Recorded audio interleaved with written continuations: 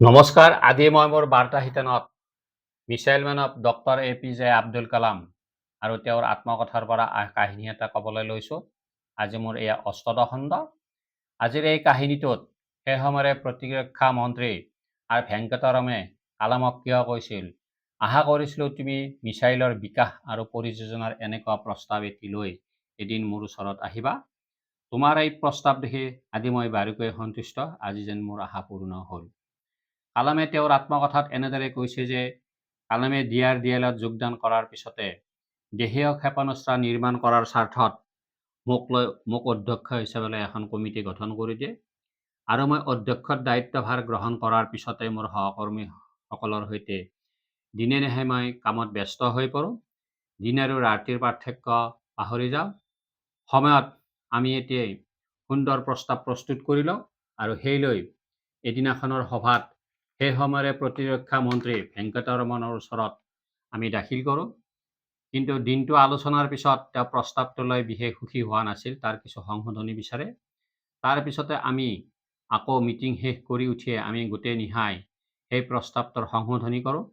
এনেদৰে প্ৰস্তাৱ সংশোধনী কৰি আমাৰ ৰাতি পাৰ হয় আৰু ৰাতি পাৰ হোৱাৰ পিছত যেতিয়া ৰাতিপুৱাল তেতিয়া জলপান গ্ৰহণ কৰি আৰু ৰাতিপুৱাৰ নৈমিত্তিক কাৰ্য সমাপন কৰি পুনৰাই তেওঁক লগ ধৰাৰ বাবে আমি প্ৰস্তুতি চলাওঁ।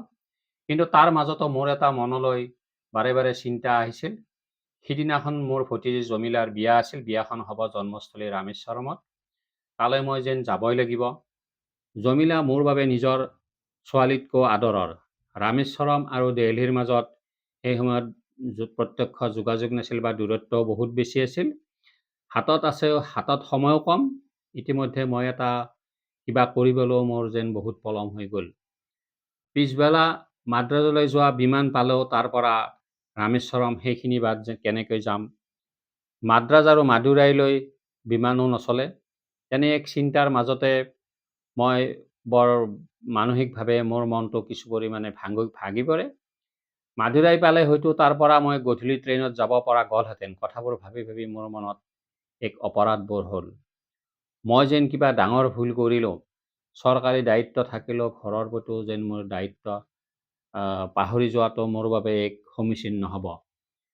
যিটো পৰিয়ালে মোক লৈ সপোন দেখে তেনে ক্ষেত্ৰত মই মোৰ ভতিজীৰ বিয়াখন হেৰুৱাব লগা কথাটো মোৰ বাবে বৰ বেদনাদায়ক। সেইবোৰ যিয়ে নহওক, কথাবোৰ মোৰ মনত বাৰে বাৰে খুন্দিয়াই থাকিলেও মই দিনৰ ভাগতে প্ৰতিৰক্ষা মন্ত্ৰীজনক লগ ধৰিবলৈ ওলালোঁ আৰু প্ৰতিৰক্ষা মন্ত্ৰীক লগ ধৰি সেই সভাখনতে মই মোৰ সংশোধনী প্ৰস্তাৱটো দাখিল কৰোঁ। তেওঁ প্ৰস্তাৱটো বৰ আগ্ৰহেৰে চাই ভালদৰে বুজি লৈ উঠি এক সন্তুষ্টিৰ হাঁহি মাৰে। মোৰ ফালে চাই এক সন্তুষ্টিৰ হাঁহি মাৰে আৰু লগে লগে তাত স্বাক্ষৰ কৰে। তেতিয়া মোৰ মনটো বৰ ভাল লাগি গ'ল আৰু সভাখন ভংগ হোৱাৰ পিছতে মন্ত্ৰী মহোদয়ে মোৰ ফালে চাই মোক উদ্দেশ্যি ক'লে, কালাম, মই তোমাক ইয়ালৈ অৰ্থাৎ DRDLলৈ লৈ আনিছিলোঁ আৰু লৈ অনাৰ ক্ষেত্ৰত মই বৰ আশাবাদীও আছিলোঁ। তুমি এনেকুৱা এটা সুন্দৰ প্ৰস্তাৱ লৈ এদিন মোৰ ওচৰলৈ আহিবা। তাৰ বাবে তুমি যথেষ্ট কষ্টও কৰিবা। সেয়েহে মই আজি বাৰুকৈ তোমাৰ ওপৰত সন্তুষ্ট। মোৰ যেন আশা পূৰণ হ'ল। প্ৰতিৰক্ষা মন্ত্ৰী এজনৰ পৰা এনে ভূয়সী প্ৰশংসাসূচক মন্তব্য লাভ কৰাৰ পিছত মই বৰ আনন্দ পালোঁ। মোৰ যেন সকলো দুখ ভাগৰ আঁতৰি গ'ল। মই এনে এটা অনুভৱ কৰিলোঁ। কিন্তু তাৰ মাজতো মই আকৌ কৈছোঁ যে জমিলাৰ বিয়াখনে মোক বাৰুকৈ চিন্তাত পেলাইছিল। এনেদৰে মই চিন্তামগ্ন হৈ থাকোঁতে হঠাতে মই মন কৰিছিলোঁ যে বিজ্ঞানী ডক্টৰ অৰুণাচলমে মন্ত্ৰী মহোদয়ৰ সৈতে মোৰ ভতিজী জমিলাৰ বিয়াখনৰ কথাই আলোচনা কৰি আছে। কথাটো তেওঁৰ কাণত পেলোৱা দেখি মই তবত মানিলোঁ। চাউথ ব্লকত বহি থকা তেওঁৰ দৰে উচ্চ পদবীধাৰী আৰু ব্যক্তিত্বৰ ব্যক্তি এজনে মোৰ ভতিজীৰ বিয়াখনৰ বাবে মূৰ ঘমাইছে কিয়? অৱশেষত দুয়োজনে আলোচনা কৰি মাদ্ৰাজ আৰু মাদুৰাইৰ মাজত চলাচল কৰা বায়ুসেনা বিভাগৰ বিমান এখনৰ সন্ধান কৰিলে, যাতে মোক মাদ্ৰাজ বিমানপথৰ পৰা মাদুৰাইলৈ তেওঁলোকৰ হেলিকপ্টাৰত লৈ যাব পাৰে আৰু মাদুৰাই গৈ পোৱাৰ পিছত মই ৰামেশ্বৰম যোৱাৰ সুবিধা হ'ব। যাব পাৰিলে হয়তো মই নিশ্চয় বিয়াখনত উপস্থিত হ'ব পাৰিম। চিন্তামতে কাম হ'ল, অৰ্থাৎ যেনে চিন্তা তেনেই কাম হ'ল।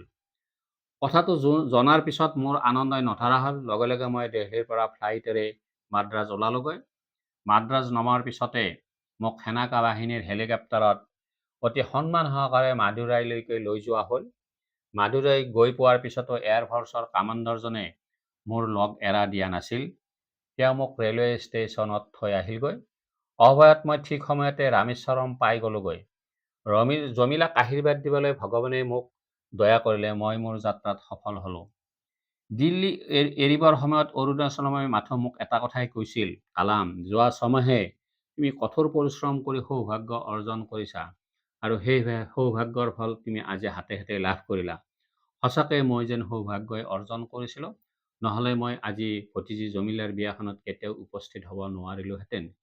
কালামৰ এই কাহিনীটো ভাল লাগিলে শ্ৰদ্ধাৰ শ্ৰোতাৰাইজ আপোনালোকে মন্তব্য দিবও পাৰে আৰু প্ৰয়োজনত এই বাৰ্তাটো আনলৈও প্ৰেৰণ কৰিব পাৰে। ধন্যবাদ।